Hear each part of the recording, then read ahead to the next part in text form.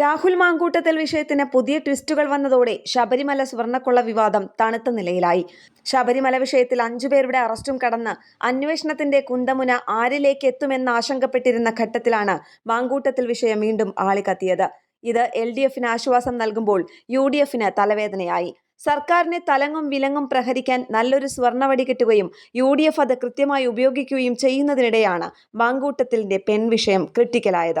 പോലീസിൽ നിന്ന് രക്ഷപ്പെടാൻ മാങ്കൂട്ടത്തിൽ ഒളിവിൽ പോയെന്ന വാർത്ത കൂടി പരന്നതോടെ പല ചോദ്യങ്ങൾക്കും മറുപടി പറയേണ്ട ബാധ്യതയും കോൺഗ്രസ് നേതാക്കൾക്ക് വന്നുചേർന്നു. മാങ്കൂട്ടത്തിലിനെ ഒളിപ്പിച്ചു വച്ചിരിക്കുന്നത് കോൺഗ്രസ് നേതാക്കളാണെന്ന ആരോപണത്തെയും നേരിടേണ്ടി വരുന്നു. രാഹുൽ മാങ്കൂട്ടത്തിൽ ഇപ്പോൾ പാർട്ടിയിലില്ലെന്നും അയാളുമായി ബന്ധപ്പെട്ട വിഷയങ്ങളിൽ ഉത്തരവാദിത്തമില്ലെന്നുമൊക്കെയാണ് കോൺഗ്രസിന്റെ ന്യായവാദങ്ങൾ. മാങ്കൂട്ടത്തിന്റെ മുൻകൂർ ജാമ്യം കോടതി നിഷേധിക്കുകയും അദ്ദേഹം അറസ്റ്റിലാവുകയും ചെയ്യുന്ന സാഹചര്യം വന്നാൽ അത് കോൺഗ്രസിനെ കൂടുതൽ പ്രതിരോധത്തിലാക്കും. തദ്ദേശ തെരഞ്ഞെടുപ്പിൽ വലിയ ആത്മവിശ്വാസത്തിൽ മുന്നേറുന്നതിനിടെയാണ് ഈ തിരിച്ചടി. ശബരിമല വിഷയത്തിൽ മുൻ ദേവസ്വം ബോർഡ് പ്രസിഡന്റ് A. പത്മകുമാറിന്റെയും തന്ത്രിയുടെയും മൊഴികളുടെ അടിസ്ഥാനത്തിൽ അന്വേഷണ സംഘത്തിന്റെ അടുത്ത നീക്കം കൂടുതൽ കടുക്കുമെന്നായിരുന്നു പൊതുവെയുണ്ടായിരുന്ന രാഷ്ട്രീയ നിരീക്ഷണം. ഇതിനിടെ മുഖ്യമന്ത്രിക്കും മുൻ ധനകാര്യമന്ത്രി തോമസ് ഐസക്കിനും മസാല ബോണ്ടുമായി ബന്ധപ്പെട്ട് ED നോട്ടീസ് അയച്ചത് LDFന് മറ്റൊരു പ്രഹരമായി.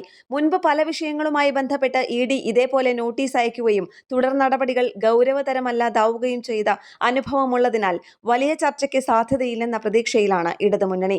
ഇക്കാര്യത്തിൽ പ്രതികരണവുമായി CPM, CPI സംസ്ഥാന സെക്രട്ടറിമാർ ഉൾപ്പെടെയുള്ളവർ രംഗത്തെത്തിയത് ഇത്തരം കാര്യങ്ങളിൽ അവർക്കുള്ള ജാഗ്രതയാണ് വെളിവാക്കുന്നത്. ന്യൂസ് ഡെസ്ക് കേരള പ്രണാമം.